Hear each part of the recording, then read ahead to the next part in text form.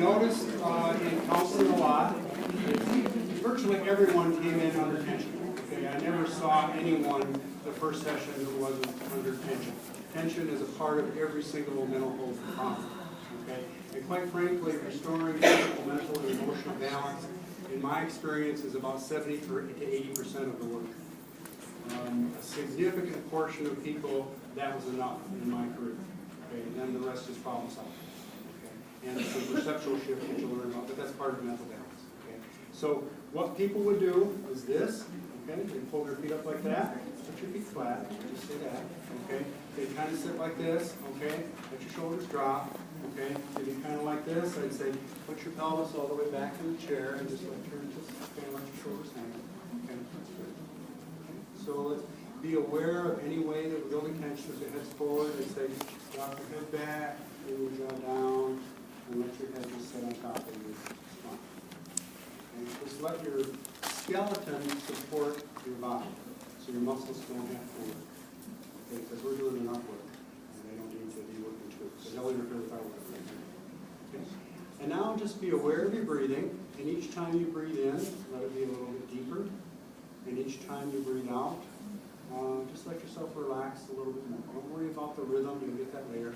Don't worry about how you're doing it, just let it happen. And imagine as you breathe, I have a cup here, okay? Watch this. When I pour the water into the cup, it goes to the bottom of the cup first and fills up. That's what you do with your lungs. Don't go up to the chest, just go to the base of the lungs until the diaphragm is moving, and the diaphragm's all the way down, and you just let it come up. Okay. That was less than a minute or so, and just stand up. Okay. And bend your knees. Okay. Make sure that your pelvis is over your hips. Okay. That your pelvis isn't top forward or stuck way out, but it's in the middle, over your hips. Okay. The technical physiological term, I think, is stick your butt out. Okay. So you kind of have to do that. Okay. And just start to bounce down. And let the air just come as it will. We'll change your breathing a little bit. That's fine. Just bounce down. Shake your hands a little bit. Shake your shoulders. Elbows. Okay. And then just slowly let it come to a stop. And just feel with your body. That's different. Keep your knees bent. Okay, and then slowly sit down. And try to sit down in a balanced way without creating any tension. This is a much more effective way to do anything that you want to do. You're going to play football or something like that.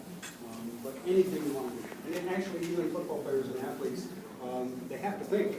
And they're much better when there's not tension build up. Because they discharge, they build up, they discharge. They need to regroup each time. Okay, I've worked with some college and professional athletes, and it makes a huge difference when they learn to regulate their tension. Okay, any questions about this? About driving in a car, you know, the 3-hour drive there. You just kind of like block yourself? Well, cars aren't designed very well. Okay, for sitting, quite frankly. Okay, so it helps to have a pad that raises you up so you're not sitting low. Okay, because when your legs are higher than your pelvis, it's real easy to tense up.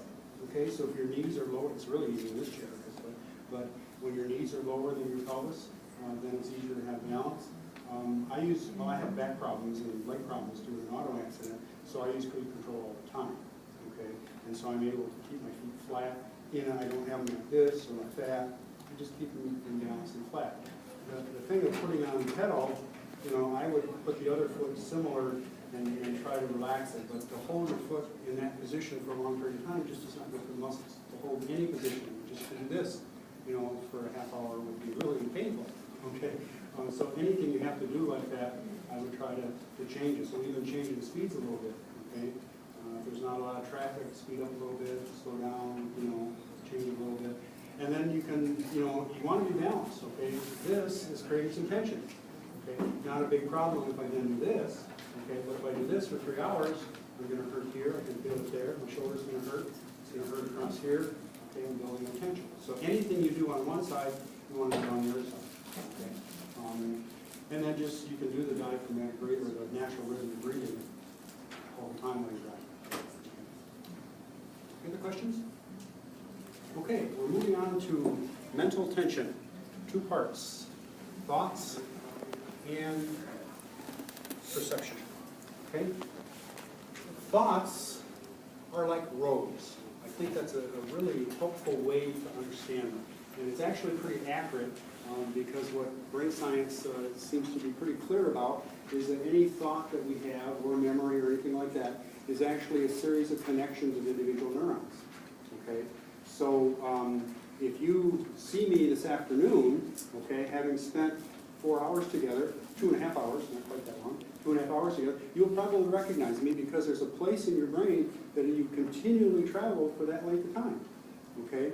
If we had passed each other in a store, let's say I stopped at Myers and Cadillac on the way, and we passed each other in the store, and you saw me again, you wouldn't remember me at all, because there was just this one little path, and then it was gone if we had seen each other. So repeating a pathway strengthens it. Okay? And a really important concept to remember is we are always creating new roads. We're always creating new pathways in our brain.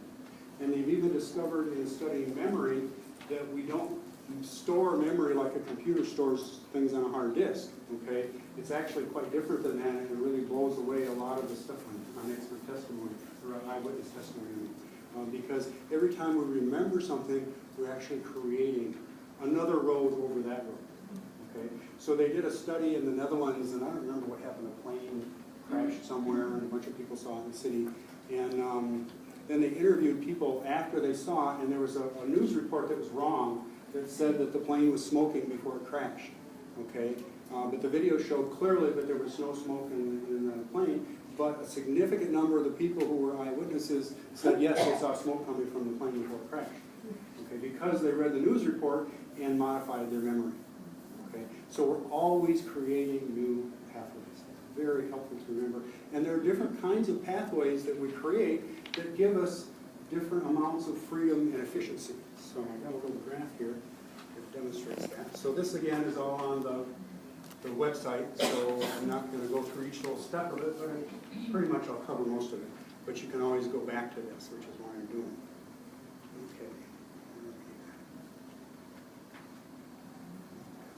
Okay, so first some definitions. Okay? Freedom of thought allows your mind to go where you want it to go. Okay, instead of being pulled by someone else or something else or by habit.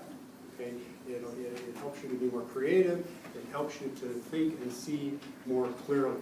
Okay, efficient thought maximizes what can be accomplished in a period of time.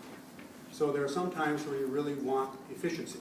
Okay, when I'm doing dishes at home, I don't want to think every time about how okay, how do I want to check this? I'm supposed to the plates, no, I just want to get them done. Okay, and I've got the mental pathways there, and I do the dishes the same way, I load the dishwasher the same way. Okay, I get dressed the same way, I tie my shoes the same way. That's efficient. Okay, I don't need to rethink that unless something comes up. If I get a different pair of shoes, maybe I need to adjust it. Okay, so the efficiency is helpful, but let me put this in a better.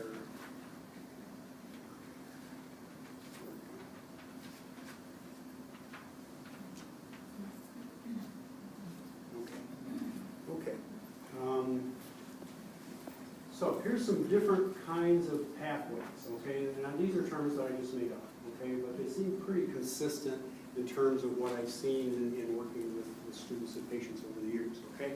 The meadow, I can't get the right light myself.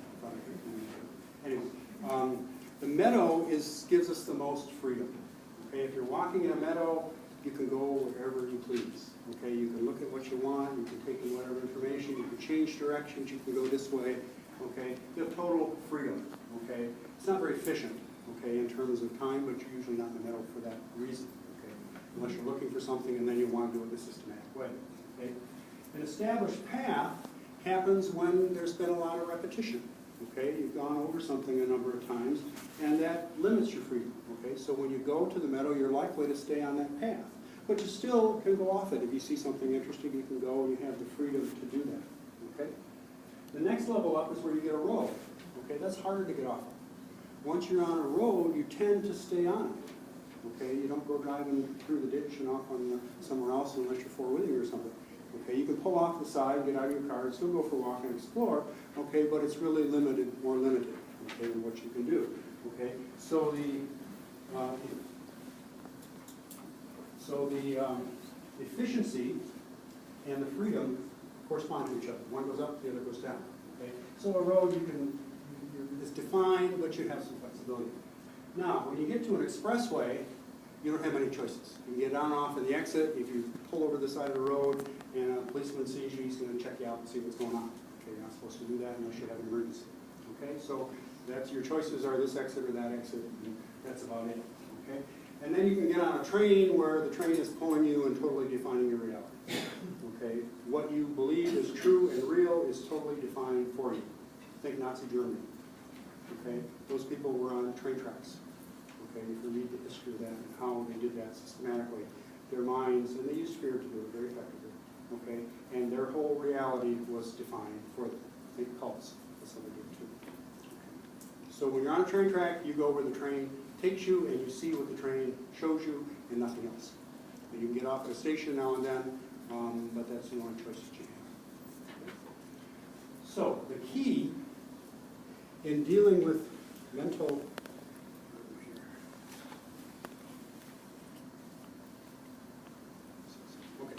oh, there's a third one here.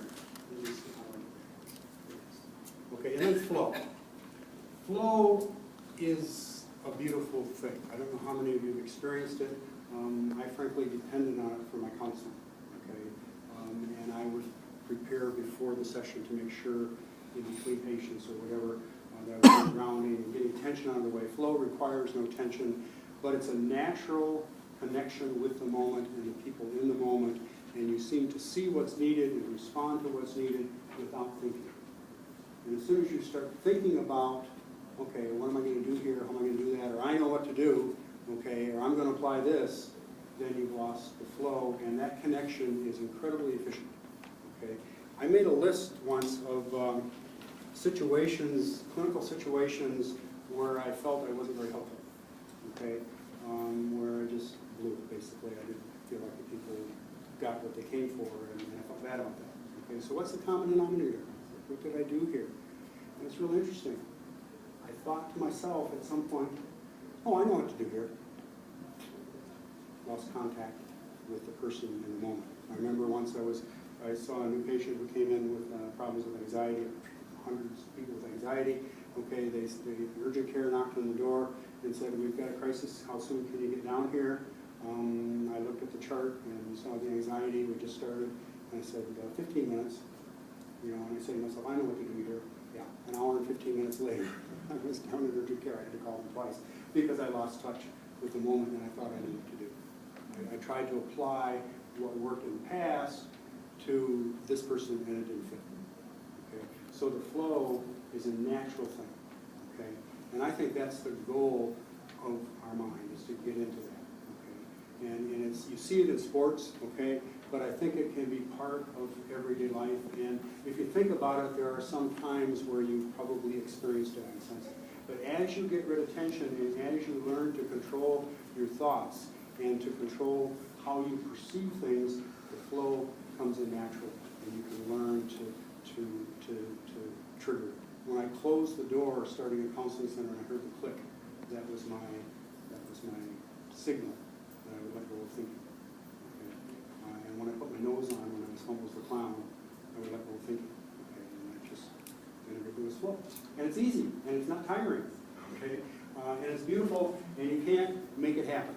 Okay. You just appreciate it when it's there, but the more in balance you are, the more that you simply find it's there. If you search for it, you'll never find it.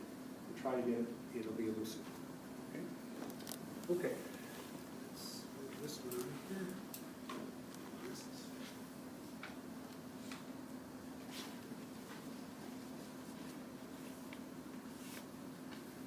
Okay, so this one we talked about, and we're going to go to the next one.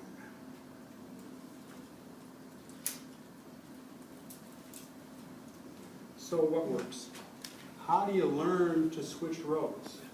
Okay, So what do you do if you recognize you're on a highway and you want to get off? Okay? You have to train your mind to do that. Okay? It's a habit. There are habits that have created where your mind goes. Okay? And you're going to follow those habits, and to the extent that you have tension, you're going to jump to those habits. Tension tends to drive us to what worked before. Okay? So we never come up with creative solutions when we're under a lot of tension or stress. We jump back to what worked before, and many times that makes things worse. Okay? But the real key in mental freedom is to learn to recognize and control, and I don't like the word control, because it's like, I'm going to control you, okay? But to recognize and choose your thinking. Okay? And there are a couple of parts, there are two techniques that I'm going to show you that help you to do this. It doesn't happen right away, okay? Each one takes a little bit of time, but they systematically free up your brain so you can recognize, where is this road taking me? I've been down this road 4,000 times before, and it's always had a lousy outcome. I think I'm going to back up and take another road. That's freedom. That's mental freedom. Because as tension building and we're heading down that road, we're stuck on it. It's paved and downhill, and we're for a ride, and it turns into a railroad. Okay, and that's where we are, and that's what happens when people get into depression, when they get into obsession, when they get all kinds of things. Your mind is no longer in your control. It's controlled by your habits, or it's controlled by your culture, which is trying to sell you stuff. Okay? Questions? Yes? It's a comment. Based on what you've said, it reminds me of situations when professionals, nurses, doctors, dental hygienists, radiographers, whatever, when they think they know what they're going to expect, and then mistakes happen. Yeah. And sometimes, lives can be lost as a result of it. So, I had never thought of it in this context. Yeah. But well, actually, let me give you some examples. I worked with a woman in her late 20s who she had over 20 psychological evaluations. Okay, she was defined as profoundly mentally retarded. Okay, she had very severe CP, and I wasn't working with that population at the time. I was doing counseling, but they knew I had, so they referred me to her because her to me. Probably could have been the other way around too. But anyway, because she kept on running into doors and walls and trying to step in front of cars and stuff like that. And it's like, what's going on? And none of this, behavioral stuff is working. Okay, she's just getting worse. And so I spent the first session with her, and it was very clear that she was trying to communicate something to me. And it took about an hour and a half to have maybe a 3-minute conversation. Okay, but I was able to see that she was trying to communicate with me, and it took me a couple of months to really get through her disability with her speech, with the CP, to be able to understand what she was trying to say, and I would pick up words, and then I'd remember. It's like learning a new language in a different way. It turned out she had normal intelligence. Okay, she was in a group home with profoundly and severely impaired people, treated as if she was one of them. Okay, and she was trying to kill herself. That's what she was trying to do. That's why she was walking in the doors, because she just had enough. Okay, 20 psychological evaluations. Nobody. They were all on the highway. They're all on the highway. Okay? I worked at Hillcrest in the 70s, and there was a young woman there who had a fencing helmet on lying on her. Okay, because she was always banging on her head. And it's like, well, what's that about? Okay, and she was in a wheelchair, and so I was working with the staff, and we had to close the door because I wasn't supposed to do hands-on stuff. So we were working with her, and I was checking her legs, and I said, well, why can't she walk? What's going on with her? I don't know. Has anybody ever tried? No? Well, let's see what happens. Okay, we've got 2 people, and I'm here too. Let's see what happens if we're going to... She could walk. She could walk. She was trying to hit her head because she was so frustrated because she was in the bloody wheelchair. Okay? And physical therapists on the highway had diagnosed her as unable to walk. And it turned out, looking back through the history, they put her in a wheelchair when she was moved from another facility, like, I don't know how many years before. And they never got her out of it. And that's what happened. I mean, that's what highways do. And we think we're fine. Hey, man, I'm going 70 miles an hour. I'm getting there. I'm getting stuff done. Wow. Hey, all right. I got to travel a lot of miles today. Yeah. And sometimes that's a good road. But you got to know the difference. Okay. If you don't know the difference and you're just jumping on the highway, you're doing more harm than good. more examples if you like. It's a sad thing. Actually, that was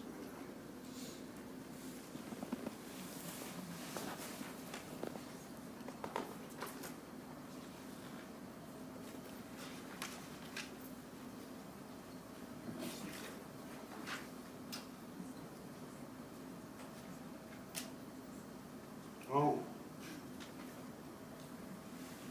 Ever heard of radiation babies? They thought in the early part of the 20th century that children with enlarged thymuses had to have them reduced because that would kill them if they didn't do that. Okay? And so 10,000 children died from radiation, and there were still people suffering today who were radiation babies in the 50s. Okay? Okay? Because of that, 10,000 died. Okay? And they were doing this even in the 1950s. They were radiating babies because they had an enlarged thymus. So they thought. Yes? And they were having the moms hold them, so the moms were getting the radiation too. Oh my God, I didn't know that part. Okay.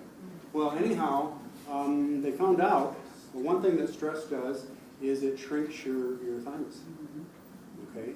And so when they were studying anatomy, okay, what happened, I think they were frying the thyroid while they were trying to shrink the thymus. But anyway, when they were doing anatomy, they would get poor children because rich people would bury their children. Poor children, you know, they could collect and they could do anatomy and study on that. So they all had small thymuses because they were all in poverty and living under a lot of stress.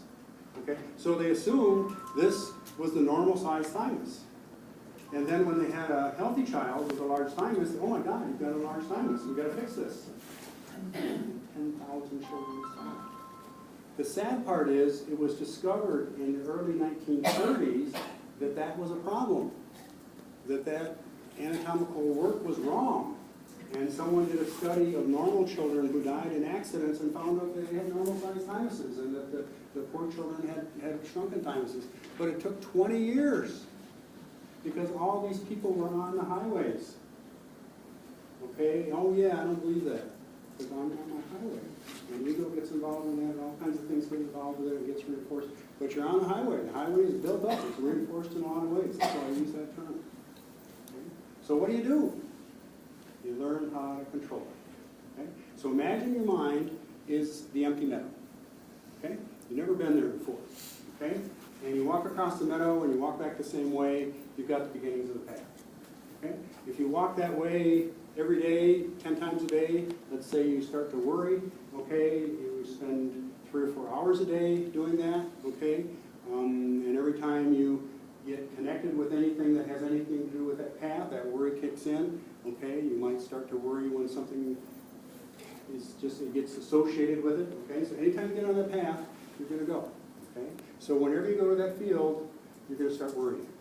So let's say in terms of the field, it's got mud and poison ivy on it. And whenever I walk on that path, I'm itchy and dirty. I don't like it. Okay? But that's how I walk because it's my habit and I'm on, this established path. And, we live on 15 acres and my neighbors have 5 acres and there's a path between our houses. And I walk the same path for 27 years. And our dogs use the same path too, and he walks the path when he comes over. Okay, that's how we go. We don't think about how we're going to get there. You're not even aware of it. I'm at Bill's house. Okay, I don't think about how we're going to get to Bill's house. Okay, that's what happens to our mind. We're not aware of it. I don't like the term unconscious because Freud made that seem mysterious, and I don't think there's anything mysterious about it. It's just that you're unaware of it because it's a habit. Okay, and it's fed by other things, and I want to keep it relatively simple, and I think that's enough for our purposes. Okay, so I've got this itchy, dirty, muddy path. What am I going to do? Okay, well, I'm going to look at the whole field, and I'm going to make a place where I can get across in 8 seconds. 6 to 8 seconds. Okay? And I'm going to make it nice. Wildflowers, nice view. 6 to 8 seconds. I can do that hundreds of times a day without too much effort. Okay? So whenever my mind is not focused on something, not when I'm paying bills or teaching a class or something like that, I'm going to go across that new path. Okay? And if I do that hundreds of times a day for 7 to 10 days, okay, my new path is just as well worn as the old worry path. Okay, plus, I haven't been on the worry path when I've been on the new. I get to that worry path, I'm also aware of my new path and I can jump to it. And the interesting thing is I'm creating a new path from the worry path to my nice path. Okay, so anytime I go there, and this path becomes more worn as I use it. So as soon as I start worrying, I start repeating my rhythm phrase. That's what I call it. It's a rhythm phrase. It's a short phrase. The length makes a difference. Okay, you can't do a half page or something like that. You want to do it in rhythm with your breathing. Shorter tends to be better. Too short doesn't work. Okay, but you can slow it down enough. So a simple one is peace and calm. Okay, I can't breathe and talk at the same time, but if I could, it would be peace and calm. Peace and calm. Peace and calm as I'm breathing. Yes? I just recently started doing something crazy in my mind, and that is marathon. My son walked my first one last year, and one just recently, and my phrase is, yes, you can. Oh. Oh, it just reminded me of that, so I'm sorry. But you're creating a pathway in your brain that you can jump to pretty much at any time. Okay, the better established that pathway, the easier it is to make that jump. You also get it in rhythm, so you're walking down the hall. Peace and calm. Peace and calm. Peace. Not out loud, because people will look at you. Just do it silently to yourself. Okay? It takes thousands of repetitions to get it established in your brain, but it's worth it. Okay, because now you have a switch. Okay, you can see where you are and create a new road to somewhere else. Okay, and then you can choose how you want to look at it. We'll get into that a little bit later. Okay, what you want to choose. Okay, but that's the beginning of freedom because you can stop the pattern of the word. Okay, now if you change your phrase every day, it's not going to work. Okay, because you're establishing one phrase, you're making a path in your brain, actually building a new path in your brain and getting it repeated, and the more you use it, the easier it is. After you've got it well established, if you want to come up with a new one that you like better, fine, but it'll take that long to put back in you. Okay, and that's fine. Okay, that's cool. You can have different ones for different purposes once you get them established, but you can just jump to them. And when your mind is pulled, and that's what happens under tension. Tension pulls our mind, our body's pushed forward, and our mind is pulled right along with it. Okay, and it's like, you can't get off it. Okay, and so then you have to repeat. Peace and calm. If you've only done it for one day, it's probably not going to be very effective. Some of my students say it is, but for the most part, my experience is it takes 7 to 10 days to really get it established. Any questions about that? Using a rhythm phrase? Yes? You know, for those who are talking about the testing, we can really have students do, I have this, as they're breathing, if they get stuck on a test question. They could, I mean, I put up green screens before, because green is supposed to help them remember, but I'm thinking I can put a green screen up with, I have this, and they can, when they get stuck, they can be saying that. I would be a little hesitant about that, just off the top of my head, without thinking What's a about good it. phrase for students in the test? Yeah, because if they don't then have it, then it would, so I would want something that, Increased tension. yeah. Okay. I am ready. Well, I might not be ready.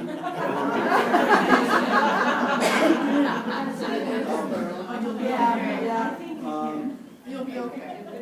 No, it might not be okay. I might be okay. All right, so we'll stick with the peace and calm, okay? Yes.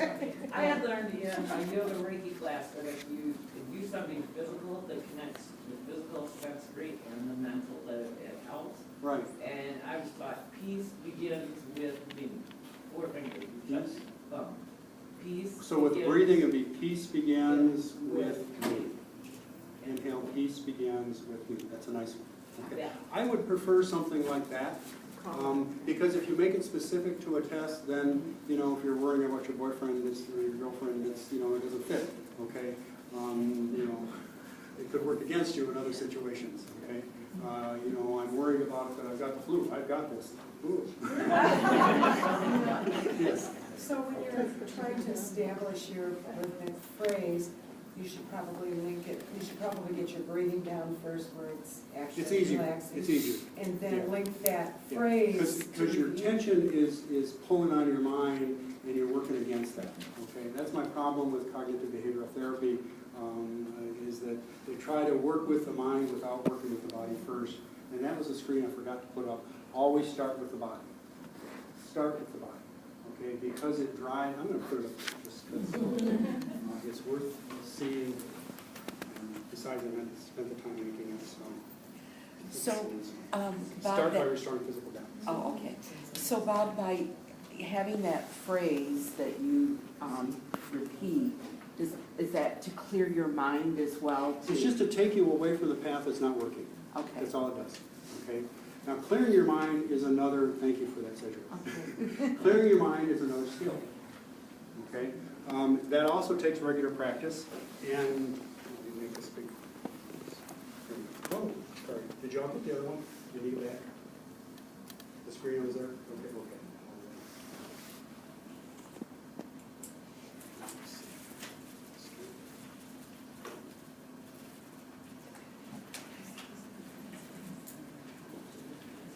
okay. Okay. So, the real training of your mind, okay, and learning to think and see clearly, the only way I know to do that is meditation. That's how I learned to do that. And I've been meditating now for 43 and a half years every day, and it's the single best thing I've ever learned in my life. I can't imagine doing counseling without it, okay, because I've got to have my mind clear, or I can't see what's going on. Okay, I mean, it's like, you know, you wouldn't go to work without brushing your teeth and combing your hair. I would go to work without meditating. Okay, that's my tool. Okay, that's what I use.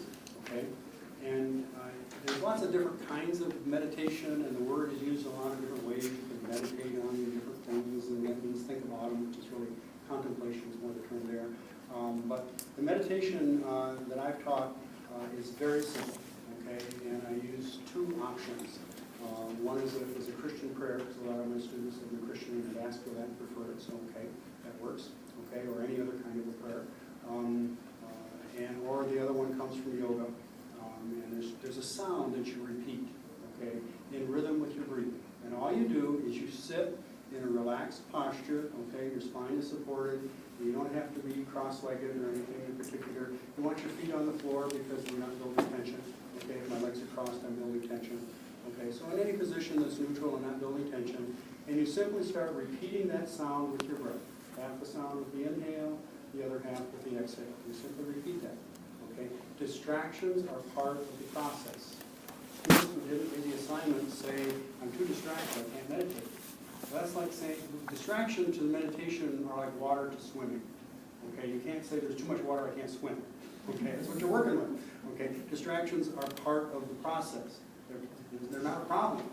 Okay, there are no problems. Okay, there's nothing difficult about it that you don't make difficult in your own thoughts. Okay, by interpreting it that way. It is a challenge because it's not what we're used to. We're not trained to train our mind. We're not taught to train our minds as children. We're taught to have our minds pulled in different directions, and our education system is structured in that way, and our whole culture is structured in that way. We're not taught to have freedom of mind, okay, and to choose where we want to go with it and how to control it. So here's how it works, okay? I'm repeating the sound to myself, okay, and I get distracted. It might take 2 seconds, it might take 5 minutes, doesn't matter, okay? And what I do then is I simply recognize I'm distracted. I don't say, stop that, no more distractions, I don't do that, okay? I just let it go. I get distracted again. It might be 2 seconds later. Let it go, come back. Get distracted again, let it go, come back. Get distracted again, let it go, come back. Get distracted again, let it go, come back. What kind of roads am I building in my brain? I'm building a road that recognizes that I'm distracted by something, that my mind is being pulled by habit or external environment, and I'm letting that go and choosing to where I want. That is freedom. And you get better and better with it for every year of practice. I don't teach meditation as a relaxation technique. It is relaxing sometimes, but that's a side effect. Okay? And you get, some visual, interesting stuff happens. Those are side effects. The real important thing that happens with meditation is that you're training your mind. to let go and choose how to listen. And in the process of that, you're creating roads that clear the distractions and clear the assumptions, okay, and clear the things that limit your thinking. And so you see a larger picture more clearly the more you practice. And you simply sit, I recommend 20 minutes a day. That's what my students, they need to just do 10 days to start it, but hopefully allow them to continue. Okay? And the sounds that I teach, the Christian prayer is simply, it's called centering prayer. It comes from the 3rd century. It's simply the name Jesus, or Yeshua if you want to use the Aramaic. First syllable as you breathe in, second syllable as you breathe out. Okay? Just sit and rely. And it doesn't matter where your mind, you don't judge it. Okay? It's just the practice. Okay? If you have 20 minutes and 19 minutes and 57 seconds of distractions, that's fine. Actually, if you have 20 minutes and 20 minutes of distractions, that's okay. There's no problem. You're starting to learn control. That's just where you are right now. So you have to start where you are. You know, if I want to lose weight, I can't say, well, as soon as I lose 5 pounds, I'm going to die. You know, it doesn't work. Okay? You start where you are, and that's going to happen. When your mind has not been trained, and you just take away the outside influences by sitting quietly with your eyes closed, you're going to get bombarded with habits and with stuff and with stimulation that didn't get processed, and they're just going to come at you, and every one of them you just let go. And as you get better and better at it, you've got a clearer field. Okay? And that, I think, is really the key to free flow. That's the key to being able to just connect automatically with the situation and to know what to do. I mean, not clearly, I'm not going to fly an airplane, but a pilot would do that. And probably the pilot who landed the plane on the river, I would imagine, was in a state of flow when he did that, because he couldn't have been thinking and done that. Okay, he simply couldn't. Thinking is too slow. Okay, I mean, I don't know if you all know the story. The guy in New York who landed the plane on the narrow river and didn't crash into anything. I mean, he didn't have any space. And I don't know if you've ever landed a plane before, but it was pretty remarkable what he did. Okay, and there's so many examples of when thought just messes stuff up. Okay, I remember in high school. I was kind of fast, but not nearly. We had the 3 fastest runners in the conference track team, so I wasn't anywhere near those guys. And my coach told me one time, and I was like a sophomore or something, maybe junior, probably junior, but he said, Bob, run the 100-yard dash. I was like, well, how do you want me to do that? Okay, these guys beat me all the time. There was an empty slot and he wanted me in there. So what? I'll run the 100-yard dash. Try not to be embarrassed at the end. So, but I got a fantastic start, and at 70 yards, I was ahead of everybody. And all of a sudden, the crowd started, screaming, Bob, go, Bob, you can win this, Bob, go. Oh, wow, I really got to push it, I can beat these guys. Finished 5th. Okay. Because I started thinking. Same thing happened to my daughter. She was running hurdles. She just had this race where she just, wow, took off ahead of everyone. She didn't beat the gun or anything. She was, wow, she's way ahead. And she just had one more hurdle to go and said, I just got to make sure I don't fall. Next hurdle. The thought took out. Okay? And we're taught to think. Signs on the wall, think. And it's helpful. Okay? Think when you're stepping back. But when you've done something enough, okay, and check it. I mean, there's the procedure in surgery that they found to be highly effective where they do checklists. But that can be part of the flow. Okay, to make sure you're not slipping everything. But there's a connection there. And like I said, you can't force it or look for it, but meditation makes it possible. Questions about learning to control, I don't want to use that word anymore. Learning to recognize where your thoughts are going and redirect them at will, and learning to see and think more clearly. Questions about that?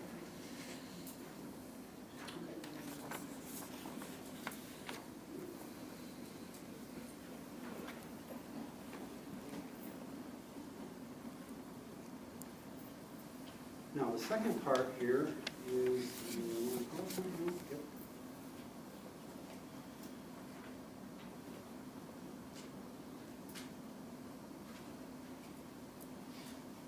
okay, perception.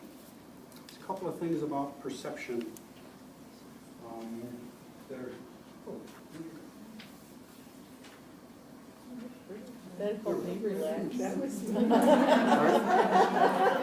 Visual was beautiful.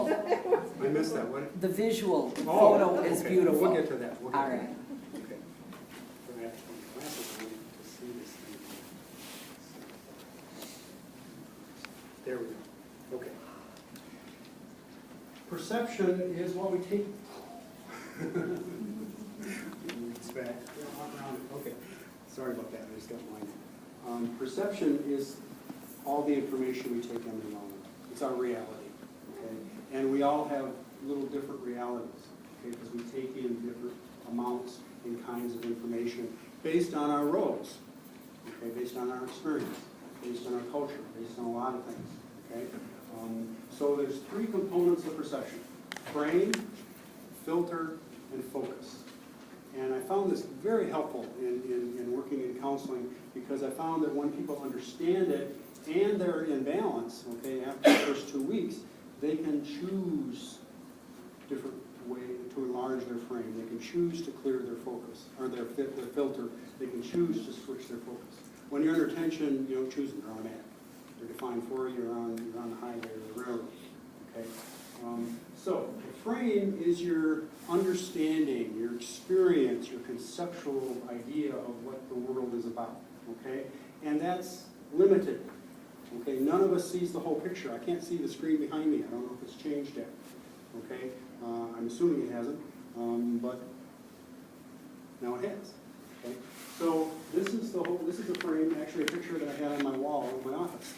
Okay? There might be a boat over here.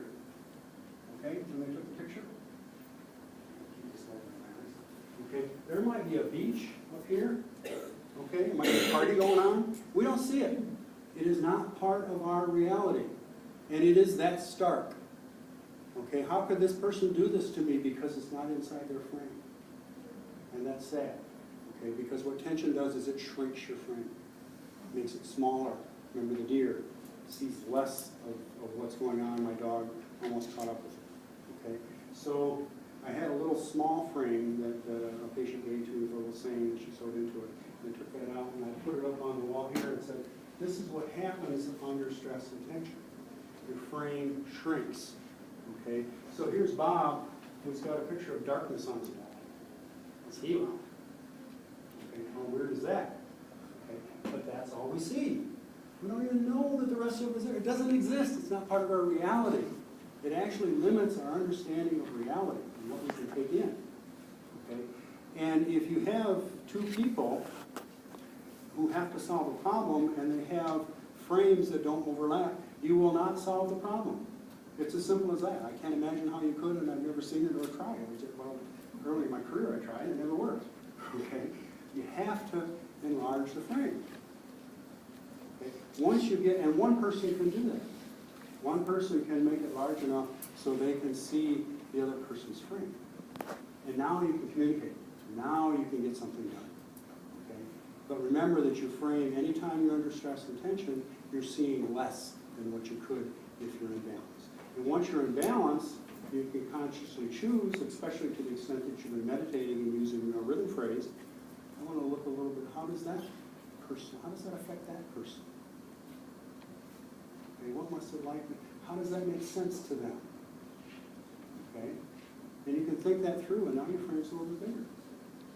Someone asked me a question about, a stressful meeting, and how do you deal with, people who you just know are going to come at you and get angry at you. And I said the first thing is to restore balance, and the second thing is to I didn't use this term yet, but to look through their frame and realize it makes sense to them, because that's all they see. Okay? And you can communicate from that frame. Okay? And then the filter is the emotional component. Okay? So, can you all read that? Really? Oh, man. Filter, shape, and limit. See and understand. Oh, yeah. I was hoping it would be totally, it was disappeared on my computer screen, but it's got more light. Yeah, it's hard. Okay, but that's the idea, is that if you wear dark glasses, everything seems to dim. Okay, you can't talk a person out of depression. That's another issue I'm concerned about with cognitive behavioral therapy, is they don't see, it's the emotion that's stuck in depression. Okay, and if you don't deal with that, they don't see that world. You can give them 1,000 reasons for hope, and they don't see it. Okay, because the emotional filter is coloring it. Yes? You and I talked about my daughter who has PTSD? Yes, PTSD. And so that's the problem, is this fear is stuck. Partially. Let me answer that when I get to emotional tension. Okay. You want me to jump to it now? No, that's, I mean, Okay. no, it's, you know. Okay, if we got time, how are we doing on time? We have 20 minutes. Okay, well, I'll keep moving then. I'm trying to keep the stories in the middle. Okay, so the filter, and then the third thing is focus. It's what you pay attention to. How many of you see a gorilla? And this is real well-known research. You can see a lot of smiles and now in your head. The people in this video did not see the gorilla. They were passing the ball, passing the buck, might be, but anyway, passing the ball and counting how many times they threw it, and they did not see this gorilla costume walking in the middle of the mist and doing weird stuff. Simply don't see it. Okay? Focus is what you pay attention to, and by default, that becomes what's most important. Okay? What you pay attention to is what becomes most important. And if you're not thinking about that and choosing it, then it's default and it may not be important at all, and the stuff that's really important doesn't get done. Because it's not immediate. When we're under stress, it's immediate that we think, well, I got to do everything right now, and it just piles up. And what happens when you get tension out of the way is you separate the short and the long term, and you choose one thing that's most important, and you get that done. And if something interrupts that and is more important, then you let go of that thing and go to that. Okay, and you make those decisions within seconds if you're practicing these techniques. Okay. Okay.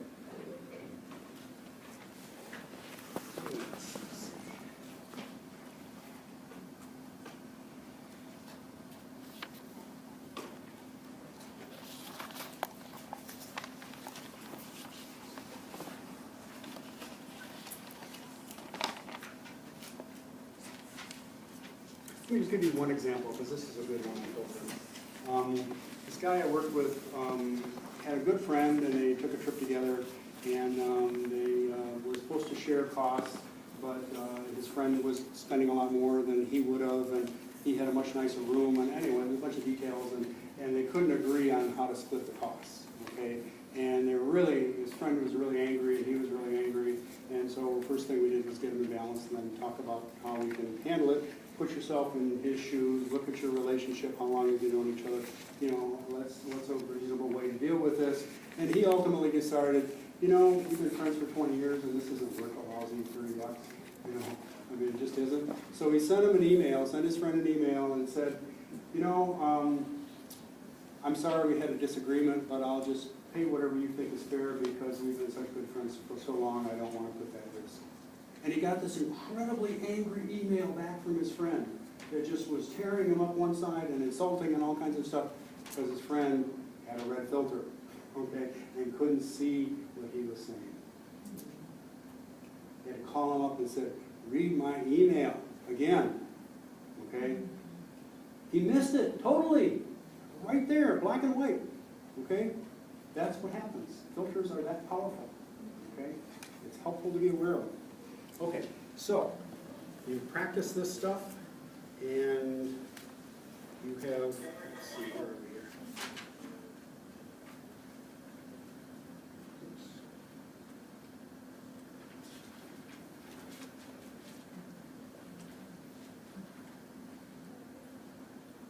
There we go. Okay, so how do you see clearly once you start to get some control of your mind? Of your thoughts, how do you also control your perceptions? We talked about how to let it go, okay, and to refocus, but then where do you go? What roads do you replace it with? What works better, okay? In just looking over years and years of work, there are 4 things that I saw in people who were successful in counseling, okay? Well, there were, one thing is they restored balance and they saw a larger picture more clearly, okay? But these were consistent. Compassion, personal responsibility, humility, and hope. These are all described in your handout and they're on the website, so I won't go into more detail now. But I just want to let you know that the 4 of those is seeing clearly. Involves seeing clearly. Okay? So I did a lot of work with relationships, and many times it was just one person who came in, the other person wasn't able to or didn't want to for whatever. Okay? And this consistently worked. If it didn't work, it probably worked 90% of the time in terms of resolving the relationship. If it didn't work, it made it very clear that the person was cycling in a direction that was not going to work. That there was something reinforcing about that, and they weren't going to get out of it because it met some need of theirs. And so then it was clear that you had to set some boundaries on the relationship. And so it became clear. Okay. So I would explain it this way. So what happens when we don't have these things, okay, it's defensiveness. Okay, you put up a wall. Someone feels hurt, they put up a wall, protect yourself, okay? And the other person puts up a wall because now they're blaming you, okay? There's nothing else, okay? And the walls tend to get thicker. So now the walls are getting thicker, they're like this, okay? Imagine there's water between the walls, okay? And so as the walls get thicker, the pressure, the tension gets higher, okay? And it puts more pressure on the walls and they get thicker. And it just keeps on escalating. You get the self-escalating process, and that's when I see people in treatment. Okay? What works, you have to get into balance first, but you can choose to put down the wall. And what happens to the water? It finds its own level. Okay? This wall, it usually takes months, a month, maybe 3 months. I never seen it, 6 months, a couple of times before this wall comes down. There's no need for it. Got some great stories, but there's not time to tell. Okay, but that essentially are those 4 things. Okay, that's how you see clearly what you can choose. So you let go of that distraction. Okay, put myself in their shoes, see what they're feeling. Get my ego out of the way. What can I do to fix the situation? Not what should they do, but what can I do? And recognize the role that they could play, and not overpowering them. Okay, recognizing in humility that we're all have gifts and potential and weaknesses and limitations, and there's none of us that's above any others except in our own mind. Okay, and to the extent that we see that, we can be more effective. And hope is simply seeing that in every situation there is a potential to handle it the best way. No matter what it is, handle this the best way and learn from it. Okay, those 4 will always get you moving in directions. Okay, let's jump to emotion. Okay, in the last few minutes. The nature, I'm going to put this one up actually because this is a helpful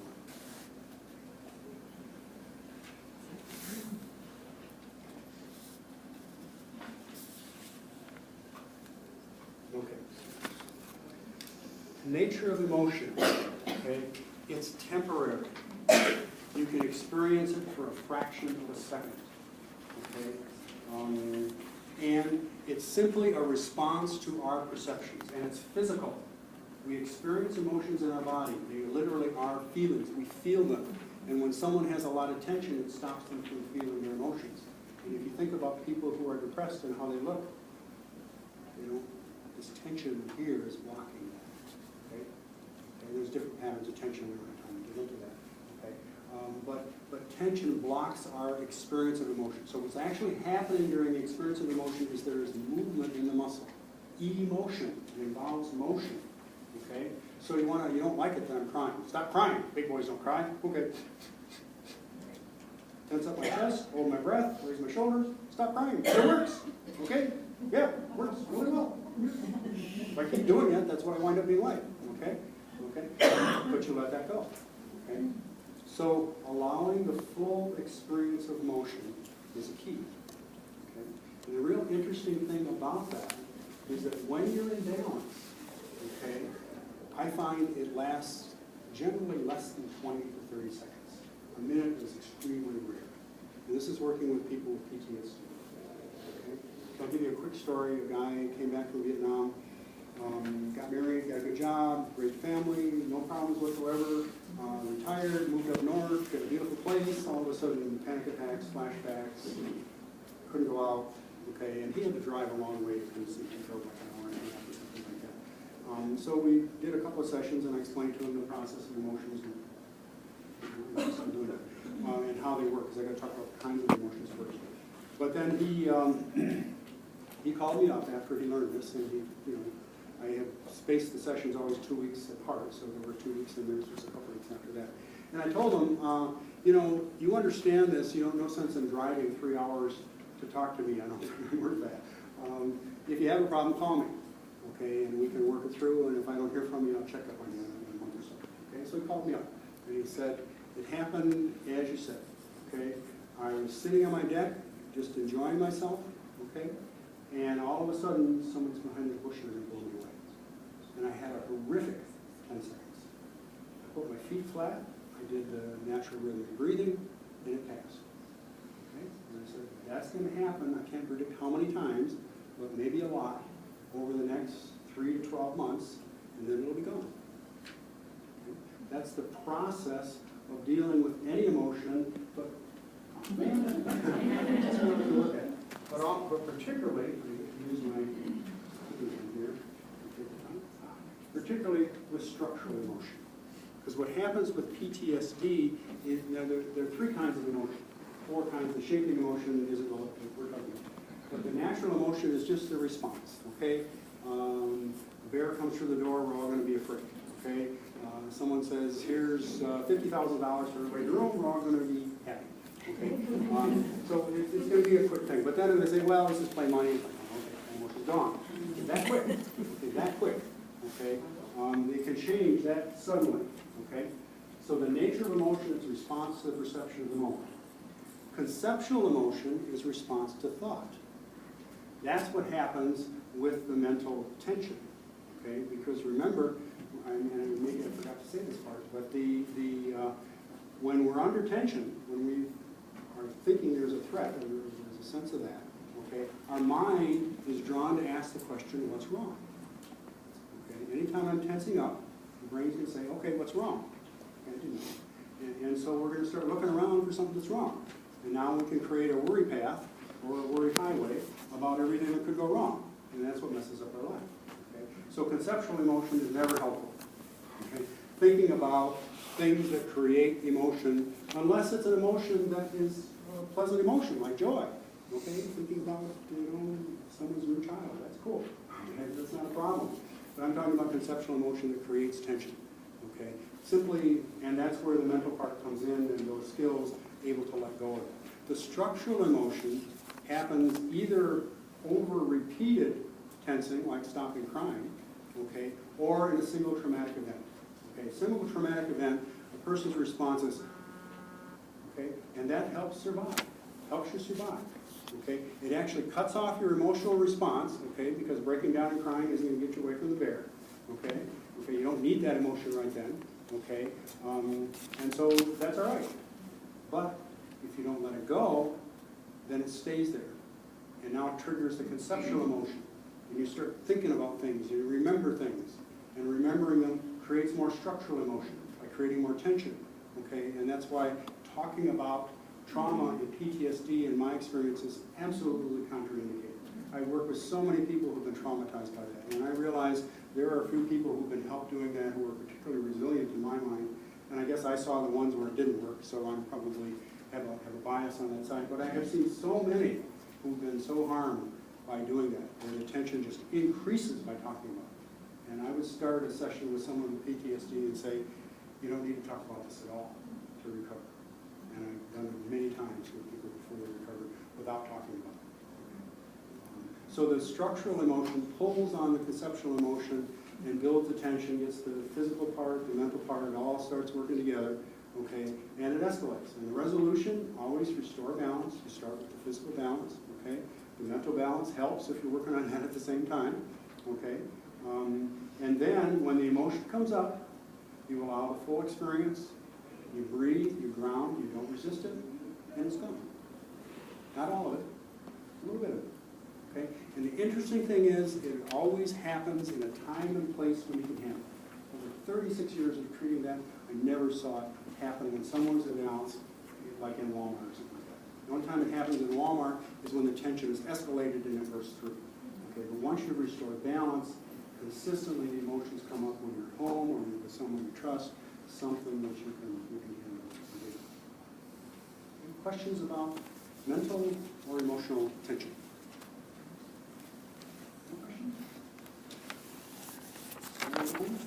Yes.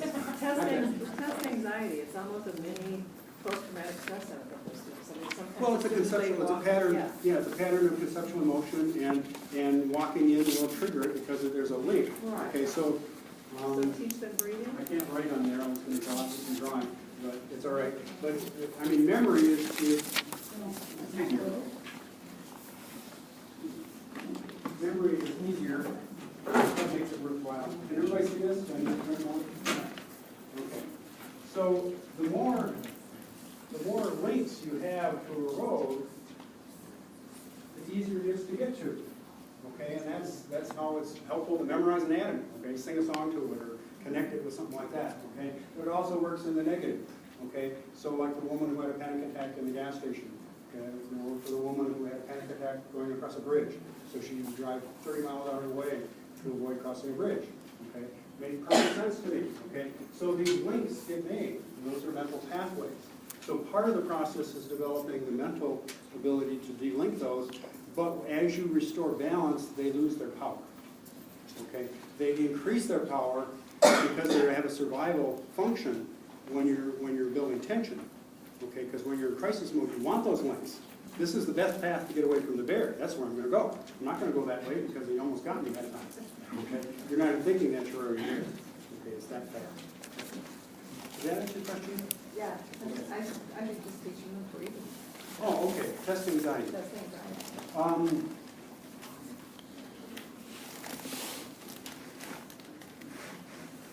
I think I'm past my tired point because I haven't been presenting a lot and I've got some back problems. 5 minutes? Okay. You start with balance always. Actually, thank you for doing this because this is the handout I wanted. This is on your handouts. It's the back page of your handouts.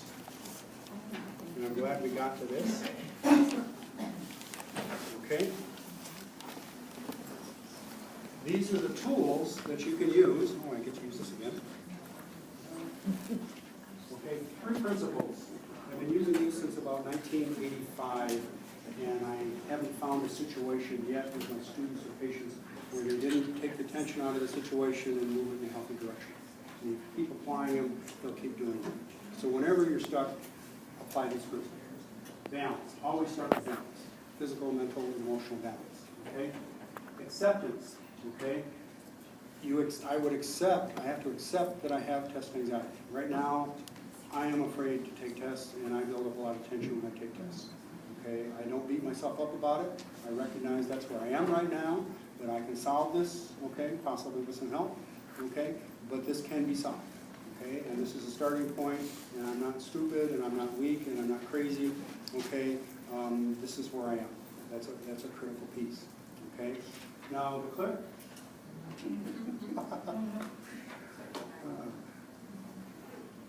If someone knows why it's doing that, it would be curious. It's a timeout. Yeah, because it didn't do it when I wonder when it restored your updates, if it put in an automatic default. Yeah, that's what I'm thinking. It's a distraction, to focus. Distraction.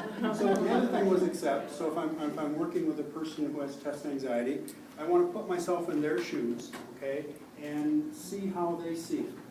Okay. So what's the message what's the worry I'm gonna fail. half made up of? Yeah. What are they I'm gonna saying fail. to themselves? I'm gonna fail. I'm going to fail. Yes. Okay. Well, let's clarify. Okay. So if I fail, what will I do? You'll have to repeat if you can get back in. Possibly. Okay, what other You options could. are if I fail? Could. So, but I will, okay, but I can go through those options. So if I repeat, how will I handle that? How can I handle that in a healthy way? Some people are stopped right there. Okay, Can well, let's figure that out. Let's Maybe figure I that don't out. have money. Let's figure that out. Let's take the worst case and figure it out. You clarify that, okay? So let's address the fear head on, okay, and take the worst case and figure out how you can deal with it without conceptual fear. So that when it comes up, so when the bear comes after me, I'm going to close the door. Sorry, bear. Okay, that works. That's it. Okay, I'm done. Okay, I've solved that. And it takes some work. It's not automatic, okay, but that's the process. It's clarifying, asking questions. How can we deal with it? Well, let's think about this, okay? Would you explore other careers? Well, you know, I always wanted to be an engineer. You know, it's an option. You could explore that. Okay, but you could, you know, we're onto something here, okay? You could have a positive outcome if the worst case happens. Okay, and that gets to these again, which is going to hope. Okay, because there's always a best way to handle a situation. Okay, so I worked with, I mean, this is a more extreme example, but a guy who was paranoid, and he said the people across the street, the CIA is over there and they're watching me. I said, okay, well, how can we deal with this? What if the CIA comes in to take you away? How are you going to deal with it? Okay, and we went through it. We problem solved it, and he came up with a plan of the best way to deal with it. He said, okay, now you know what you do. You don't have to worry about it. Okay, 1 minute. Okay, so you keep asking questions until you see a clearer picture. There's not a recipe that I could give you. Okay, and quite frankly, because I'm tired and because of my back pain, that's where I wanted to go. Because there's tension. There's tension in my body right now. You can probably see it. Okay, and I'm aware of it, and I'm going to need to take a rest. Okay, but that's where I jumped. I jumped to a highway. I wanted to solve your problem. I wanted to jump. Okay, let's get this exit. Now your cross. Okay, let's go. Yeah, but that isn't how it works. Right. You got. I had to bend my knees, slow down. Okay, ABC. Always start with balance, except it's a process, and it's new and different every time. And this is the other side of the process. Okay, you use those components of clear perception, and you can see in there how they interact. Okay, so you put yourself in the other person's shoes. You look at what can be done. Okay, so you can restore. The other thing is a big part of test anxiety is the preparation process. Okay, and the more you push yourself while you're preparing, okay, the less you're going to learn. Okay, my students consistently say they're doing better on tests. Okay, because they're going in without tension. Okay, and they study less. Okay, for more benefit. Okay, so you learn how to study the best way. And okay, let's do some research on test taking. Okay, there's a great book, How to Be a Straight A Student. It talks about the strategies for taking tests. The best way to take a test is to practice the test. Okay, because it creates roads in your brain that are similar to the roads you need. Makes sense. Okay, so you work out a plan. You recognize you're not going to accept. Okay, so the next test I'm not going to ace because I still need a couple of weeks to restore balance. Okay, but I've reduced my fear and I have a strategy, and I can study more efficiently as I regain more and more balance. Okay, and this is going to get better, and next semester probably won't be a problem. Okay? Thank you all. Betty,